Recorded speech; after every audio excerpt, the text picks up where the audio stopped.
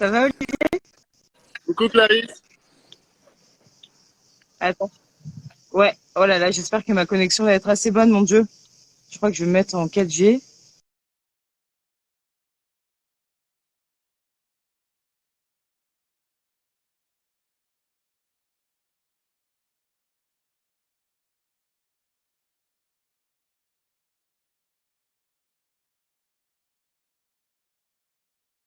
Connecté.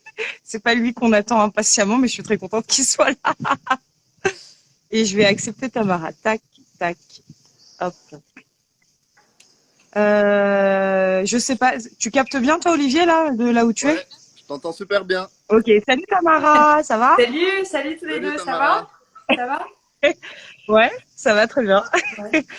Bon, bah, on est parfaitement à l'heure, ce qui est ni très singulier, ni très original, mais tout simplement respectueux.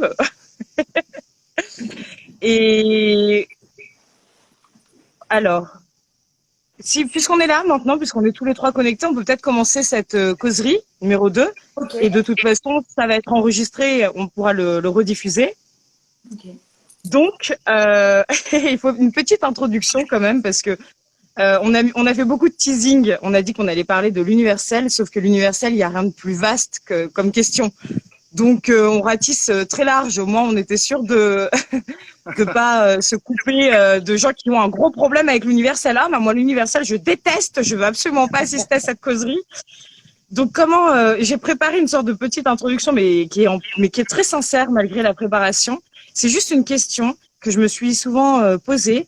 Enfin, quelque chose que j'ai souvent imaginé comme cas de figure. C'est, je suis sûre qu'au moment où on discute, là, tous les trois, et d'ailleurs, on s'apprête à discuter ensemble, il y a probablement au 24e étage d'un gratte-ciel à Tokyo, un homme ou une femme en plein burn-out qui s'échappe de son open space et qui sort Crime et Châtiment de Dostoïevski et qui s'isole dans les toilettes pour le lire en paix et pour échapper justement un petit peu à son quotidien, à toute l'oppression qu'il ressent et à quelque chose qui lui paraît peut-être justement trop ancré dans un espace-temps suffocant.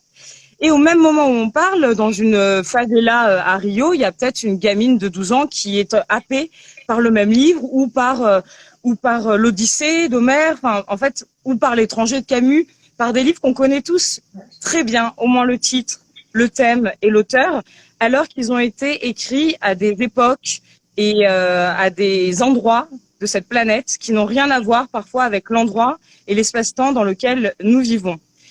Donc, je me suis dit, c'est peut-être aussi une bonne porte d'entrée pour parler de cette question d'universel.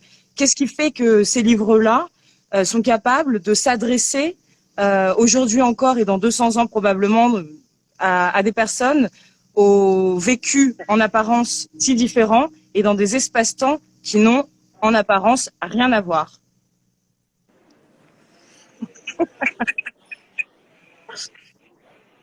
Qui veut parler? Je sais pas, Olivier, Tamara, vous voulez peut-être, à moins que ma Bah, question n'était pas.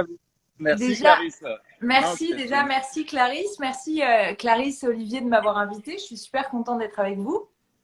Ben nous, on est ravis de t'avoir, Et, Tamara.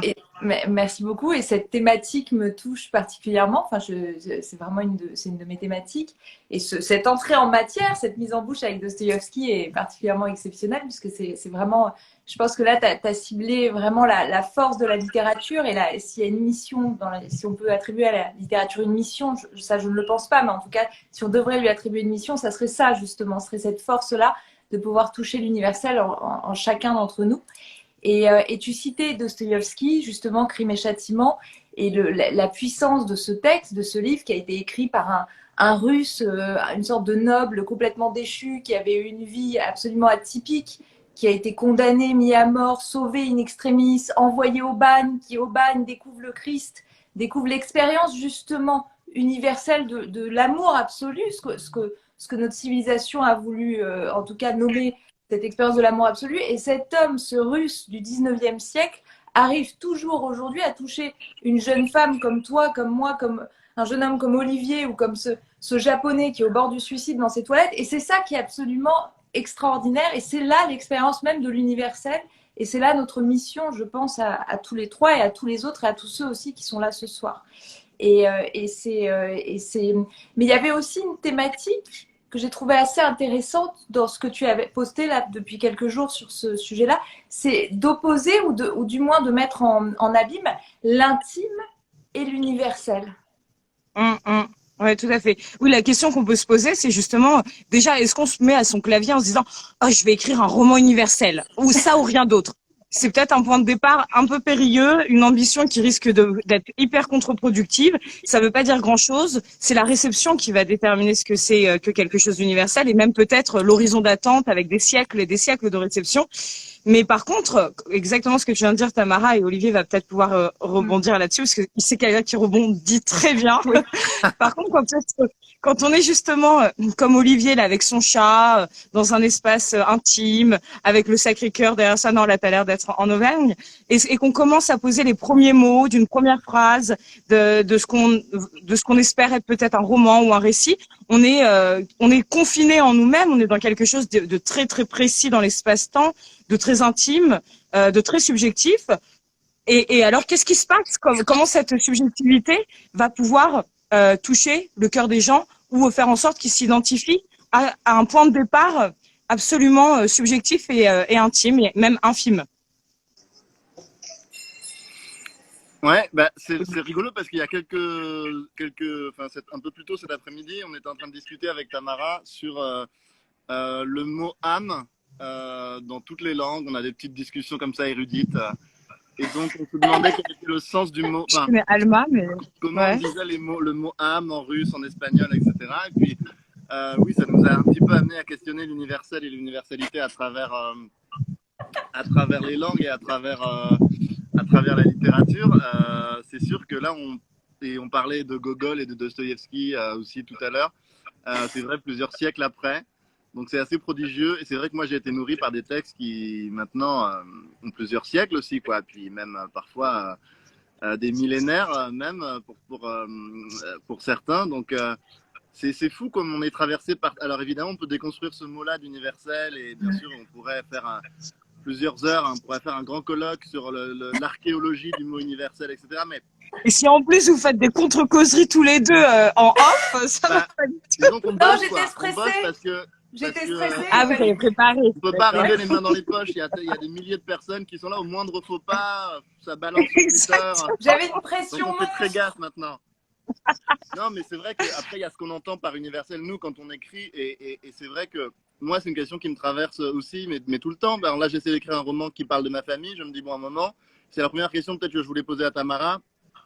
Et peut-être tu nous donneras ton point de vue, Clarisse, aussi, parce que c'est des thématiques qui te sont propres aussi. Mais à un moment, moi, j'écris, je me dis, mais est-ce que je suis en train de raconter effectivement des histoires de clochers, des histoires qui ne vont intéresser que moi? Et qu'est-ce qui, dans mon écriture, va faire que ça peut concerner d'autres gens, ça peut toucher, en tout cas, ça peut être partageable par plein d'autres gens? Et ça, Tamara, j'aimerais bien savoir ce que tu en penses, effectivement.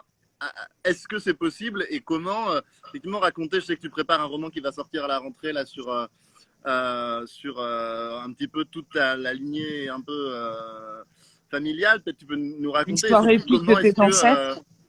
comment est-ce que voilà, tu vois effectivement le sens et la portée de ce récit de manière plus générale. Oui. Bah, merci beaucoup, merci beaucoup. En fait, à chaque fois que j'ai écrit un texte, j'ai commencé par des nouvelles et après j'ai eu une sorte de traversée du désert. Moi, j'ai mis du temps à être édité. Et à chaque fois que j'ai écrit, je me suis dit, ça va intéresser strictement personne, parce que c'est écrit à la lorgnette de ma petite lunette, de mon petit verre grossissant, de ma petite myopie en fait. Et ce phénomène particulier que j'ai écrit va pas intéresser les autres. Moi, je me suis toujours dit ça. Je me suis toujours dit, j'écris un peu autour de sa part de moi, donc c'est un peu autour du nombril, comme on disait avec cette citation d'Henri Miller, donc ça n'intéressera pas les autres.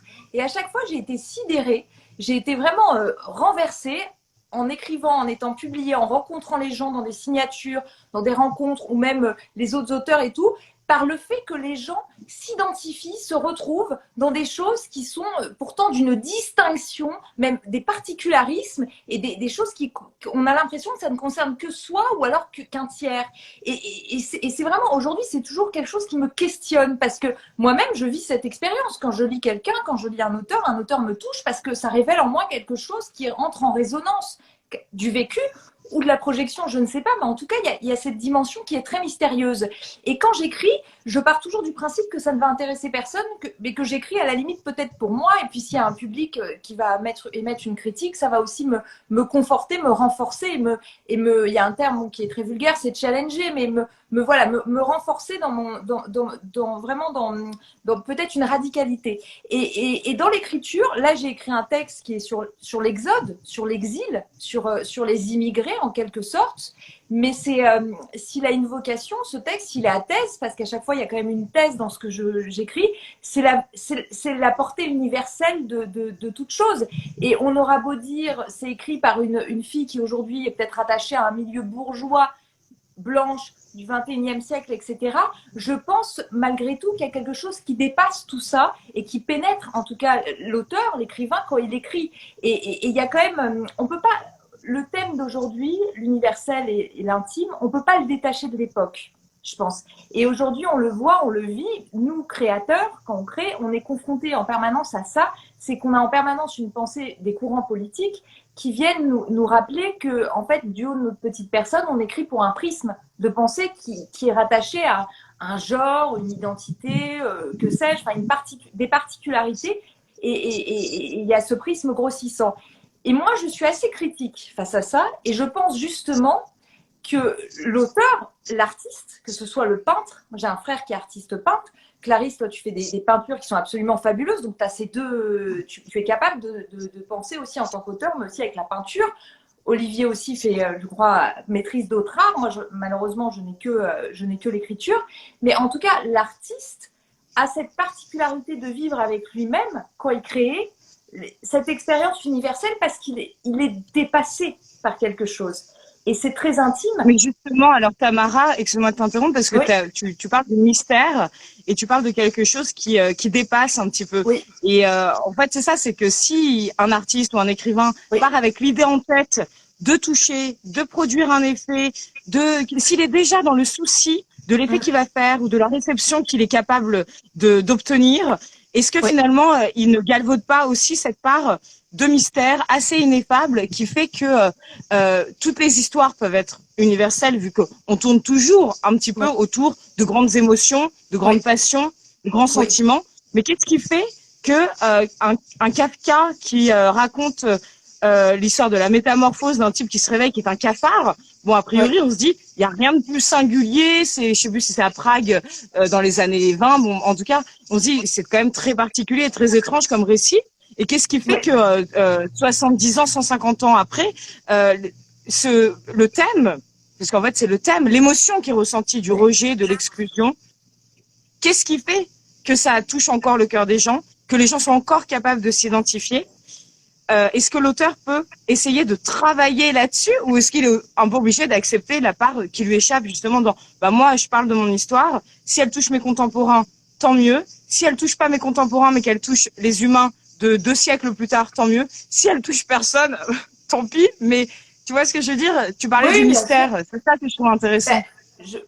Moi, je pense qu'il faut justement pas avoir de démarche de vouloir toucher le plus grand nombre. Je pense justement qu'il faut rester dans cette pureté-là. Et parfois, les textes sont même très bons quand ils sont pas révélés au public. Parfois, je pense à Pascal, où c'était juste les pensées de Pascal, c'était des annotations qu'il gardait d'une manière obsessionnelle sur lui. Ça n'avait pas de vocation d'avoir un public.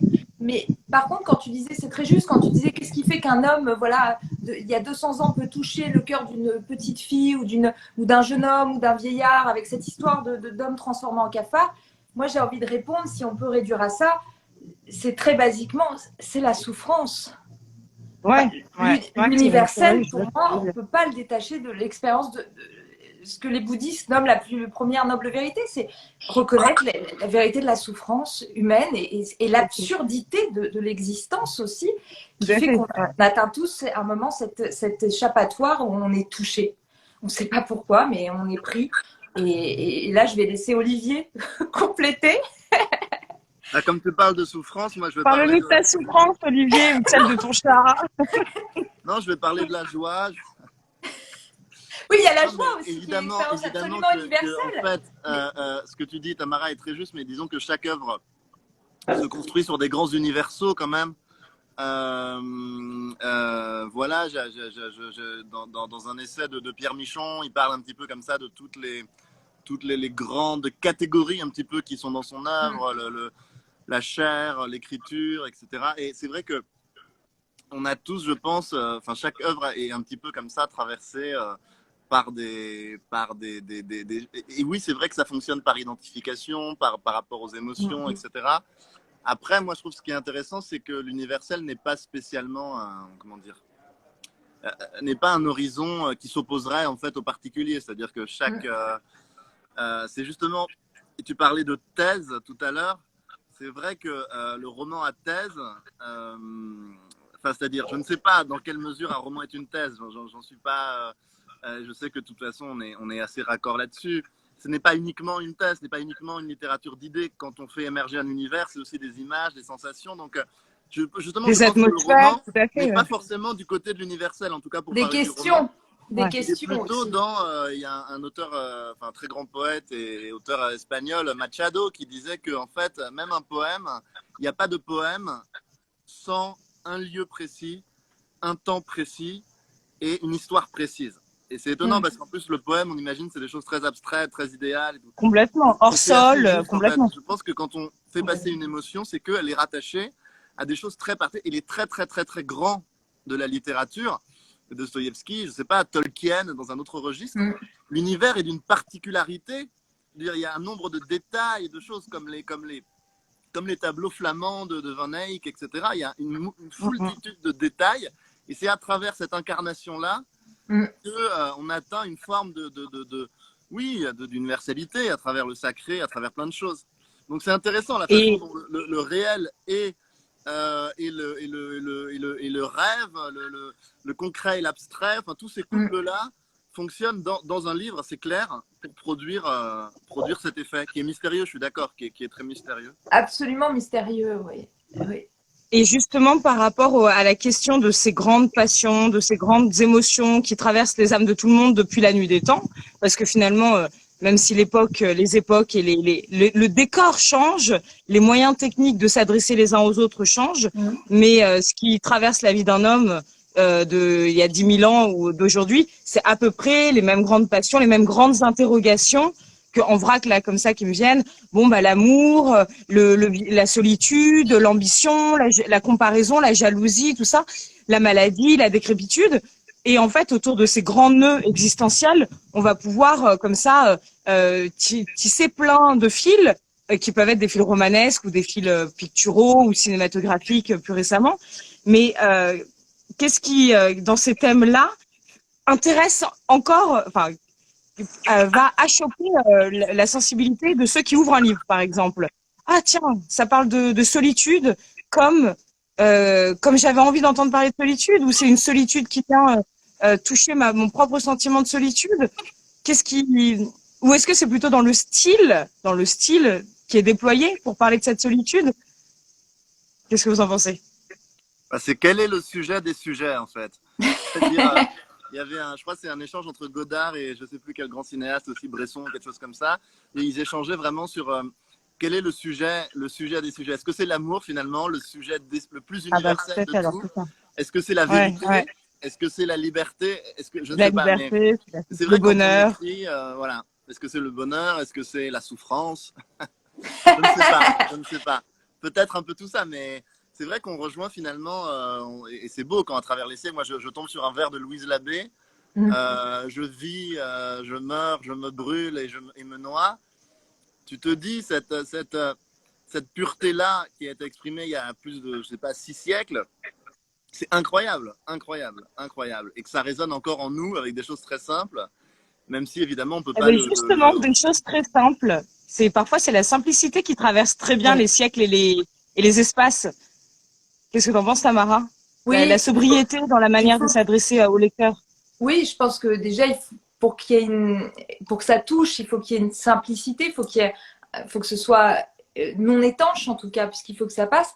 Mais moi, j'ai envie de dire aussi, je pense qu'il y a, quand on lit un texte ou quand un lecteur lit un texte, c'est qu'il y a une rencontre.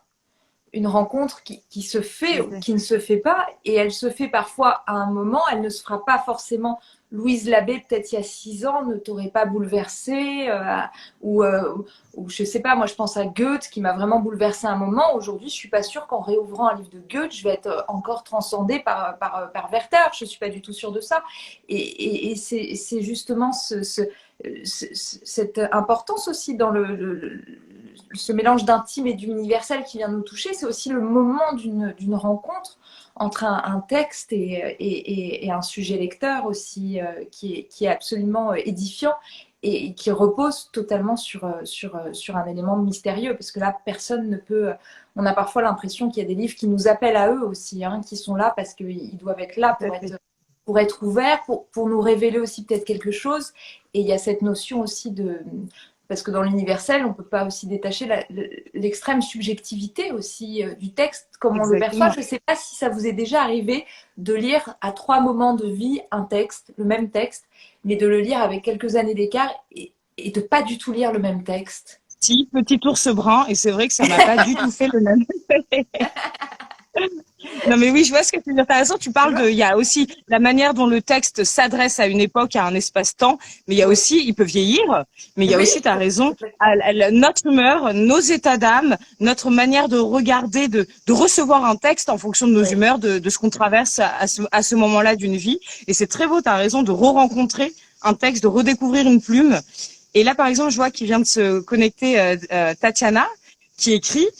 Et qui vient d'écrire un très beau livre que j'ai un petit peu accompagné, et justement sans dévoiler le thème, mais c'est un thème, on va dire, de l'identité à un moment de crise qui est l'adolescence, où on se cherche et on se débat énormément avec soi-même.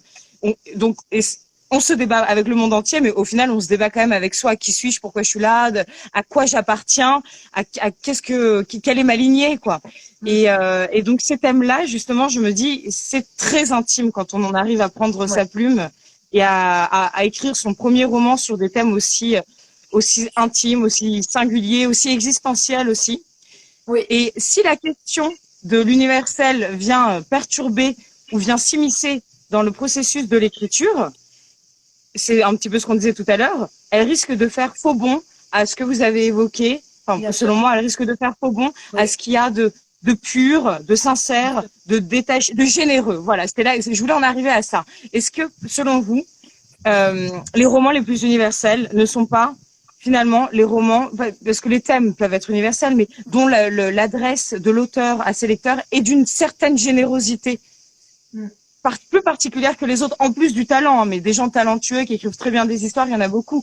Mais cette générosité qui va traverser les siècles et les continents, qu'est-ce que vous en pensez? Oui, alors, je sais pas s'ils sont dans un état d'esprit, si quand on écrit, on peut être dans la générosité, peut-être plutôt la disposition à l'autre, peut-être une sorte de faire de soi un peu une sorte de récipient créateur pour s'offrir à l'autre, une sorte de peut-être une dimension plus sacrificielle, mais ça, je pense que ça dépend vraiment de beaucoup d'auteurs.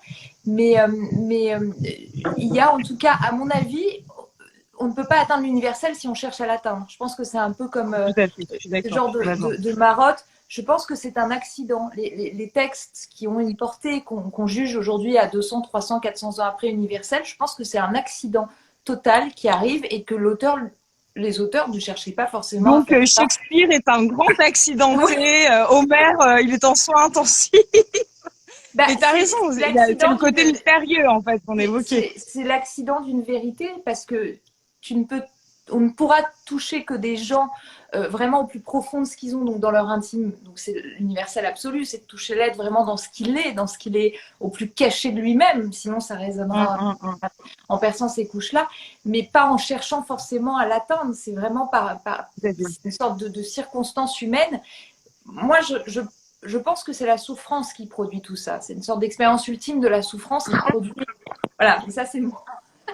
Alors, la souffrance, deuxième fois que tu l'évoques, Tamara. Olivier qui a très envie de parler de joie parce que c'est un être profondément animé par tout ça est la même chose. Tout ça est la même chose. Il y a je suis d'accord, complètement. Ce passage dans Freud très très simple et très très rigolo où il parle de la douleur et de Oui. Et qu'en gros, la douleur, c'est un petit peu, t'as froid et puis tout à coup, tu vas sur le radiateur, t'as chaud. Donc, si t'avais pas eu froid avant, t'aurais pas eu chaud. Tu serais pas content d'avoir tes fesses sur le radiateur, en fait. C'est pas moi qui dis ça, c'est Sigmund Freud.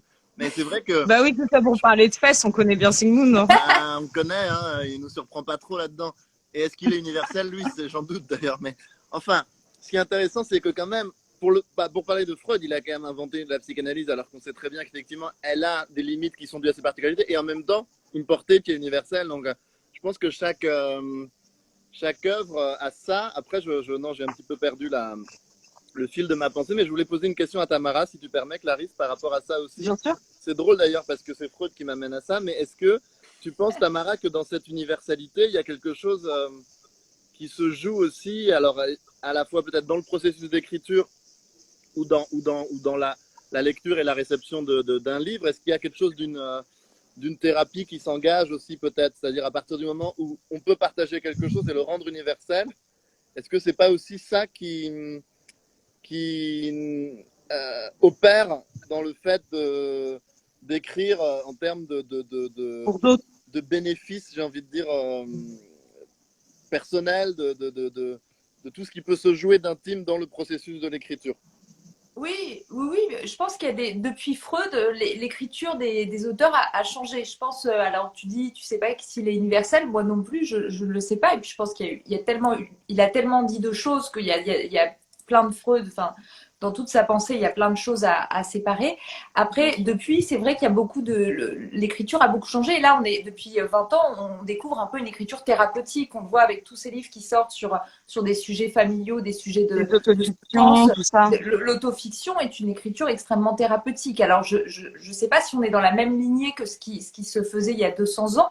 Je ne suis pas certaine, mais par contre, il y a une mission, je pense, dans cette école d'écriture qui est très contemporaine de la thérapeutique. Après, ce qui est intéressant aussi quand on en revient justement au fondement de la psychanalyse et à des auteurs comme Freud, parce que c'est au-delà d'un père fondateur de la psychanalyse, c'est aussi un grand penseur et on peut aussi considérer que c'est un grand philosophe malgré tout, c'est que lui, il avait une expérience de médecin aussi.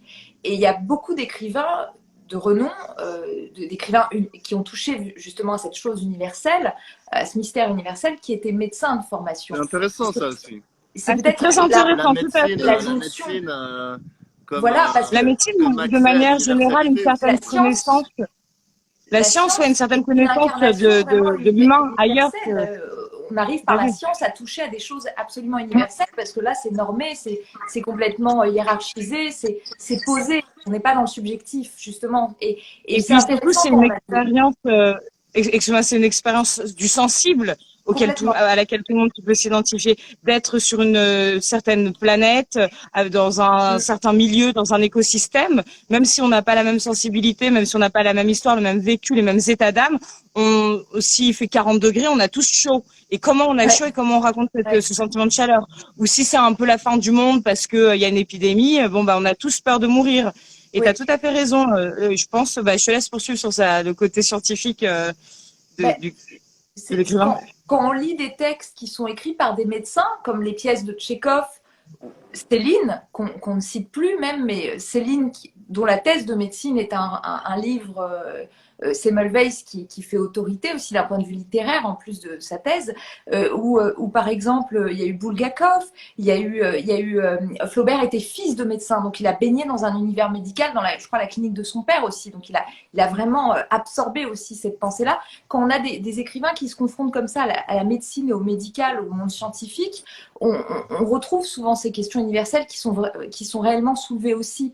Il y a cette proximité quasi organique, en fait, de rapport aux choses, au monde, aux idées, aussi dans la classification. Ils acquièrent cette pensée-là. Et c'est là où on peut justement détacher cette question de la subjectivité et de l'universalité dans un texte et de sa portée. Mais aujourd'hui, il y a quelque chose de plus particulier parce qu'on est sur un prisme qui est beaucoup plus nombriliste dans tout ce qui est écrit. Et c'est vrai que du coup, je ne sais pas si les textes d'aujourd'hui seront considérés dans 200 ans comme à portée universelle. Ça, on ne peut pas vraiment le savoir, je pense. Je ne sais pas si, comme ils touchent quand même Parce à que des le monde sujets... évolue de manière tellement fulgurante, beaucoup plus qu'il Oui, n'a évolué ces 500 ou 1000 dernières années. Il évolue tellement vite dans son oui, rapport à la communication, aux autres, à l'espace-temps, qu'en effet, on peut pas tellement savoir. Et d'ailleurs, tant mieux qu'on puisse pas savoir, oui. Welbeck, dans 200 ans, il sera encore un regard universel sur les contemporains qui le liront. Mais en tout cas, ouais, je suis tout à fait d'accord avec toi sur le côté organique. Finalement, je pensais aussi en préparant cette causerie, bon, avec moi-même dans ma tête, je me disais, mais finalement, qu'est-ce qu'a fait un Darwin Oui. sinon la même démarche que Zola et Balzac, mais sur un autre, pas sur les états d'âme et les passions, mais sur aussi ce qui anime la globalité de la condition humaine, mais dans son aspect organique et fonctionnel. Et il y en a combien par siècle des Darwin, des Zola, des Balzac? Il y en a peu.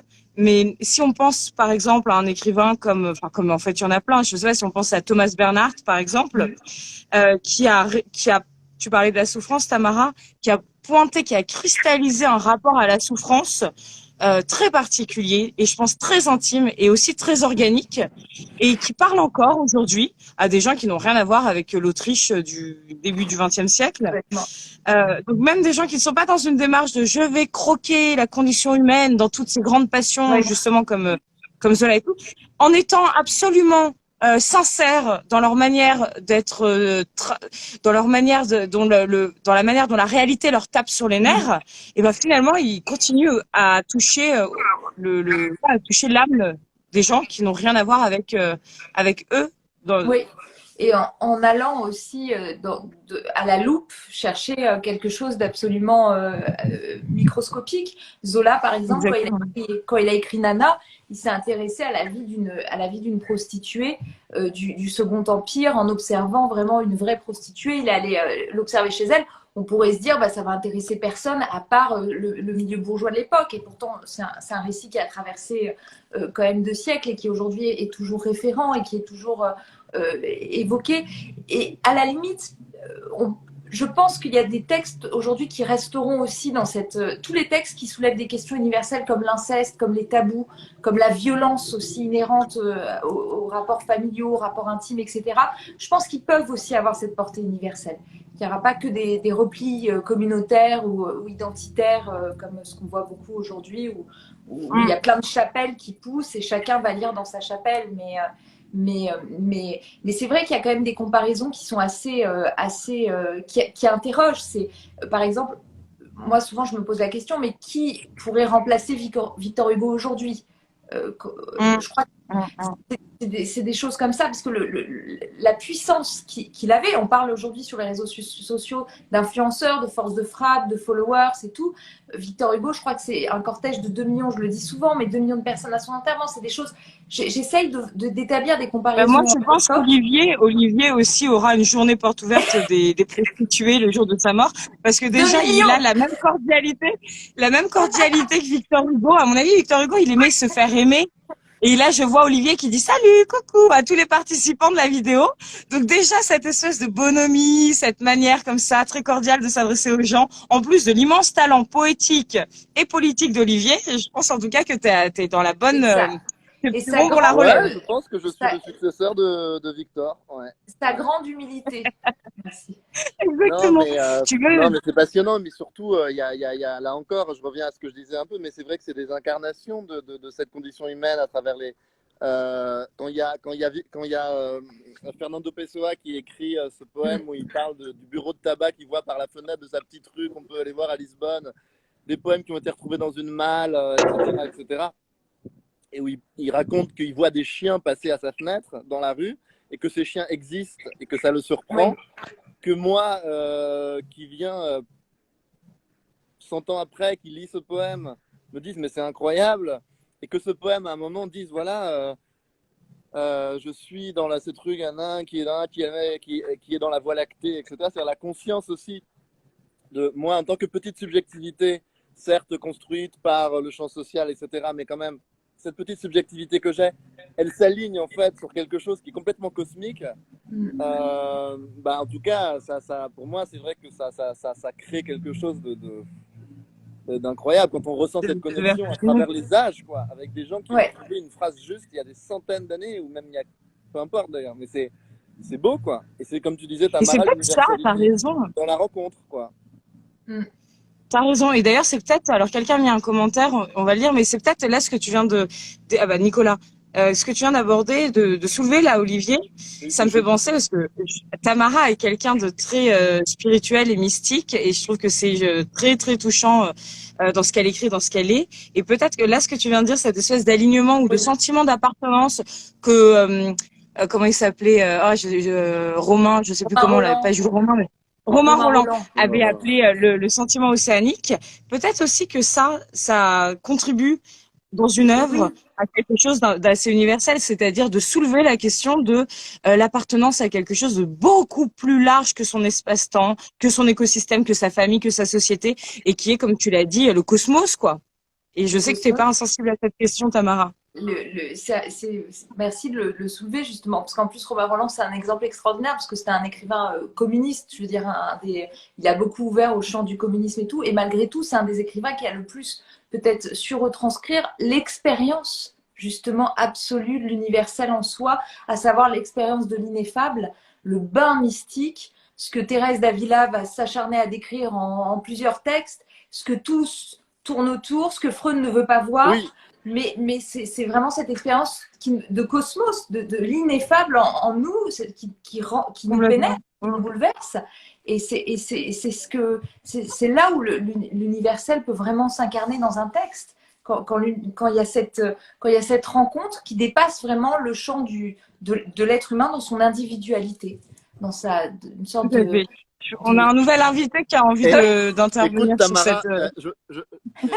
Je fais l'idiot avec le chat, mais c'est pas. Je suis complètement concentré. Coucou, c'est Léana. Concentré sur ce que tu dis. Tu sais que moi, je suis allé à Avila. C'est un animal sacré. Je suis allé à Avila, qui est une très belle ville de Castille, pour aller sur les lieux où Thérèse d'Avila a écrit sa vie. Et en fait, ce qui est intéressant, c'est qu'il y a un moment très sérieux dans la vie de Thérèse d'Avila où elle dit, voilà, j'ai découvert que Dieu est dans la vaisselle de la cuisine. En los cacharros. C'est-à-dire que l'universel, là aussi, qu'on soit sur une problématique religieuse ou non, mais il y a un moment aussi où la force de l'art, c'est de montrer effectivement comment ces grands concepts, parce que Dieu est aussi un concept, ces choses-là s'incarnent dans la réalité sensible. Et c'est très intéressant, je trouve, de voir finalement, parce que Thérèse d'Avila, c'est aussi une grande écrivaine, comment est-ce qu'elle a réussi à faire exister, donner à voir, donner à sentir la présence, en l'occurrence de Dieu, dans la réalité la plus prosaïque, la plus triviale. La plus prosaïque, exactement. Si on prend un roman beaucoup plus contemporain, comme Les Vies minuscules de Pierre Michon, il y a quelque chose de cet ordre-là. C'est-à-dire c'est un roman très réussi, qui est devenu un classique, parce que à partir de vie paysanne, de vie humble, de vie très, très, très pauvre, la langue dégage une splendeur incroyable. Et ce que je voulais dire tout à l'heure, je reviens là-dessus, c'est que quand même, on est dans la littérature, là, on est dans la langue. Et il n'y a rien de plus particulier, de plus singulier, de plus relatif que la langue. Et je trouve ça intéressant, du coup, qu'on soulève cette question, parce qu'on pourrait parler de la traduction aussi, qui est quand même une question assez incroyable, c'est-à-dire à quel moment est-ce qu'un texte reste universel, ou comment la traduction permet que ce texte passe à travers les langues, et ainsi de suite. Donc, sachant qu'il y a des intraduisibles, des étapes. Et justement, tu parlais de Pessoa et le fait, par exemple, le livre de l'intranquillité, le fait qu'il ait été récemment traduit par un autre terme, de l'inquiétude, il me semble. Ça vous dit rien, ça? Récemment, le livre de l'intranquillité. À partir d'un même texte, Pessoa, c'est clair, il y a énormément de traductions de Pessoa différentes. Et les plus récentes, pour moi, ne sont pas forcément les meilleures, loin de là. Et c'est vrai que c'est une question formidable aussi, la traduction. C'est-à-dire à quel moment tout à fait, mais moi, j'ai vraiment presque cette honte d'avoir lu en fait Dostoïevski dans les vieilles éditions Folio qui n'étaient pas traduites par Markovitch. Et c'est vrai que j'ai découvert et j'ai intégré Dostoïevski comme ça. Et les traductions des grands classiques extraordinaires qu'a fait Markovitch, J'en ai lu certains classiques comme ça, mais je ne, j'ai moins accès en fait. Donc c'est intéressant parce que il n'y a pas d'universalité quoi en littérature. C'est-à-dire que c'est un horizon, c'est un bel horizon, mais en fait elle n'existe pas. Et il suffit de changer la traduction du texte et puis on peut complètement passer à côté d'une rencontre. Donc il y a tellement d'obstacles à cet universel et pourtant ça reste un horizon parce que quand on écrit, effectivement, on imagine que on va toucher quelqu'un d'autre que uniquement sa cousine. Donc, Elle, encore, voilà, c'est rarement sa cousine qu'on touche le plus, mais oui, tu as tout à fait raison. Mais justement, en fait, aussi, je suis pas, dans je suis pas les grandes totalement émotions. d'accord, moi. Je suis pas d'accord sur. Pour moi, l'universel justement s'incarne en littérature parce que il y a quelque chose au-delà du texte, au-delà des mots, au-delà de la traduction. Il y a quelque chose comme un souffle qui passe. Parce que je ne sais pas si ça vous est arrivé de donner votre texte à quelqu'un, il le lit et il comprend un truc que vous-même, vous n'avez pas du tout écrit. Enfin, moi, je sais qu'il y avait une critique qui avait dit que j'avais écrit une réflexion sur le pardon. À aucun moment, pour moi, j'ai écrit une réflexion sur le pardon, mais à aucun moment. Et pourtant, la personne avait raison aussi en face. Et justement, oui, c'est vrai que les lecteurs s'accaparent un texte. C'est peut-être qu'un texte universel, c'est sa capacité à être accaparé par le plus grand nombre de personnes. Plutôt que aussi. Un révélateur aussi, comme les textes sacrés sont ni plus ni moins des romans extrêmement réussis. Enfin, pour moi, qui suis plutôt de l'école des athées, c'est plutôt ça, le souffle divin qu'on veut attribuer à un texte, c'est qu'il touche à une vérité absolue de l'être qui se révèle en chacun d'entre nous. Et c'est pour ça que moi, je pense qu'on peut parler quand même de texte universel et pas que de prisme. Oui, mais tu sais, pour parler des grands dogmes, c'est à un moment, c'est l'incarnation, le grand mystère, le grand dogme de la chrétienté. En tout cas, c'est ça. Et alors, le Christ repose sur l'incarnation. Et donc, il faut que le Verbe se fasse chair, tu vois. Et à un moment, c'est ça que je dis, quoi. C'est-à-dire qu'à un moment, c'est à travers les particularités des langues et des subjectivités, etc., que va se construire cette portée-là. Et c'est ce qui est magnifique, d'ailleurs. C'est ce qui est magnifique. Et comment c'est reçu? Je voudrais juste lire le commentaire que Nicolas Houguet a laissé, mais j'arrive pas à le lire en entier. Est-ce que vous le voyez? Alors, il faut que j'appuie. Ah oui. Je peux te le lire. Donc, si Nicolas, tu as dit. Vas-y, Olivier, lis-le. Nicolas nous dit, ce qui est vrai, un truc qui m'énerve régulièrement, c'est quand on traite un classique de moderne, entre guillemets, puisque précisément, je ne cherche pas quelque chose de moderne, mais d'intemporel et d'universel. Oui, merci Nicolas, c'est vrai, oui, ça rejoint notre réflexion aussi, c'est-à-dire qu'est-ce qu'on attend d'un texte et en quoi le fait qu'il résonne avec l'actualité, avec la contemporanéité, le rend plus universel ou pas, je n'ai pas cette réponse.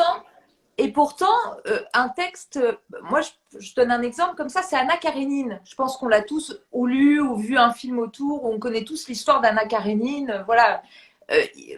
Tolstoï, il l'a écrit, il est parti d'un fait divers. Il a lu dans les journaux, il y avait un suicide. Donc, il est parti d'un truc vraiment... C'est seulement qu'on n'ait pas parlé encore du fait divers, parce qu'en fait, c'est exactement ça dont il est question. Il y a le fait divers qui est quand même généralement une exagération de la réalité dans ses passions et dans sa réalisation, puisque souvent, il y a quand même du sang, du meurtre, des magouilles, tout ça. Pourtant, qu'est-ce qui marche le plus ces dernières années, enfin même pas que ces dernières années, mais les thrillers et les faits divers quand ils sont portés de manière romanesque touchent énormément les gens. Alors ça, ce serait là on va pas pouvoir tellement en parler, mais c'est vrai que c'est complètement un exemple de la littérature qui soulève la question de l'universel, pourtant dans un cas très spécifique. Mais je crois que là où on l'a un petit peu dit, Tamara tout à l'heure en début de causerie, bon bah la souffrance, mais aussi son pendant positif, la joie. Et peut-être que quand on souffre d'un même cœur commun. Et quand on est très très heureux et très exalté, c'est là aussi où on se sent le plus connecté avec nos congénères et même avec nos ancêtres et les ancêtres des autres. Et peut-être que la littérature, la peinture, l'art arrive à cristalliser cette vérité. Qu'on est tous hyper confinés en nous-mêmes et dans nos sensibilités, qu'on a besoin de se raccrocher au fait qu'on est singulier, qu'on est subjectif, mais que l'art arrive et balaye un peu tout ça en disant bah non, à travers ces particularismes, il y a un cœur qui souffre, un cœur qui rêve de mieux, un cœur qui aime, un cœur qui voilà, peut-être, je sais pas, c'est un peu romantique ce que je raconte, mais c'est un petit peu ce vers quoi on tend dans notre conversation et nos exemples. Oui, tout à fait. Oui.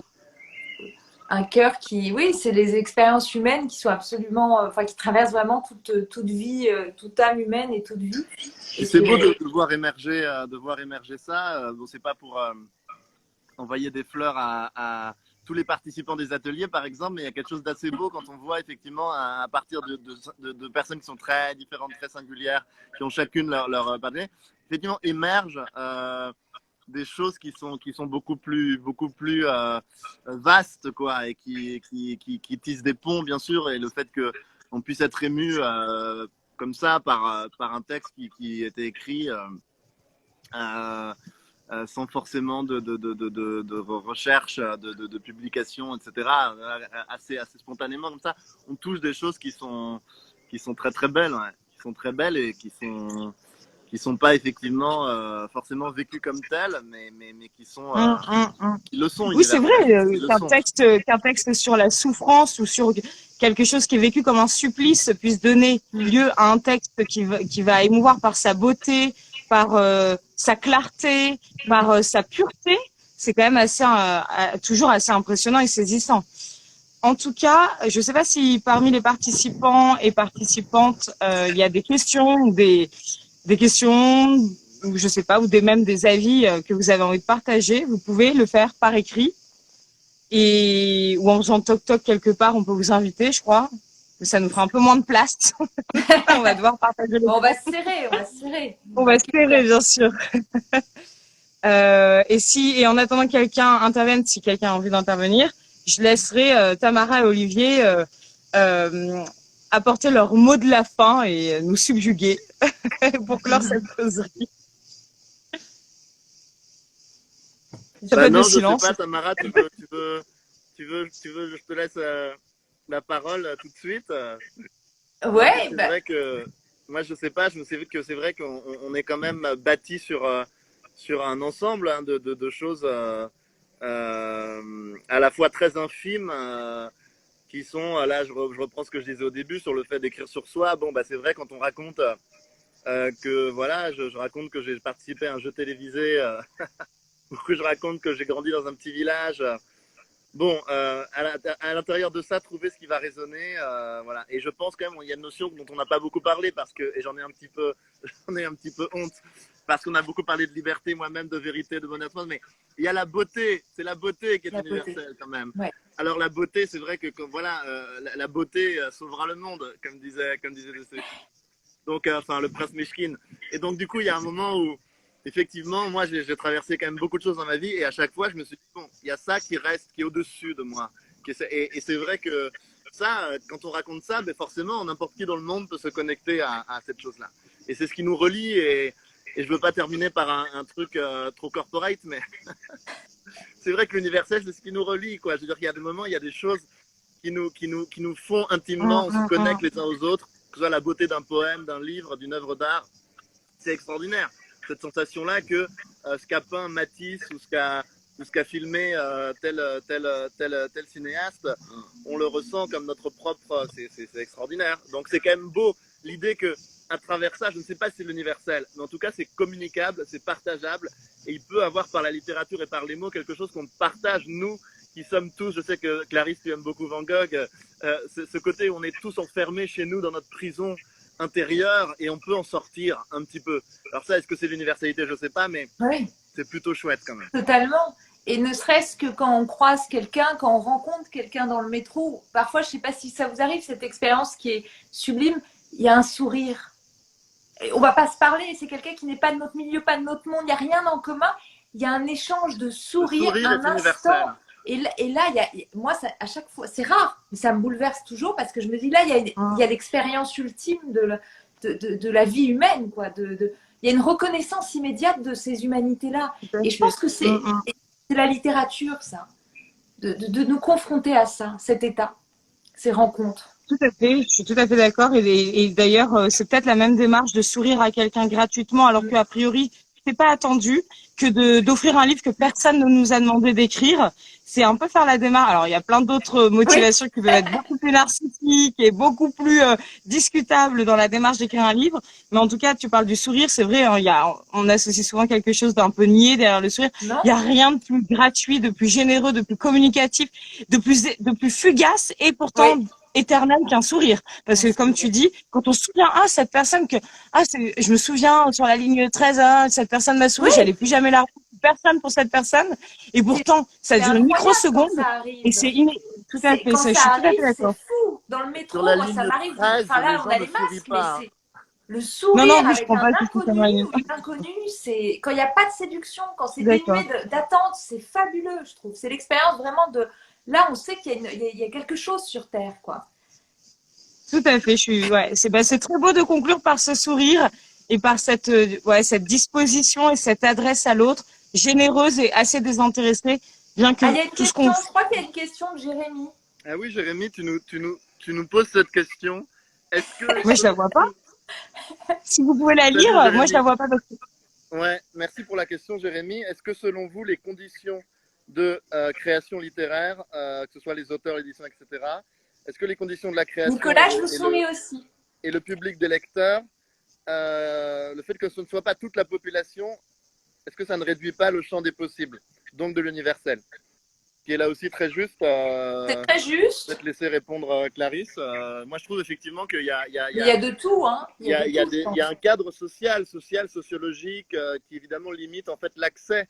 De même que personne, moi je suis jamais allé au musée ou au cinéma avant 20 ans, voilà, quand j'ai fait mes études.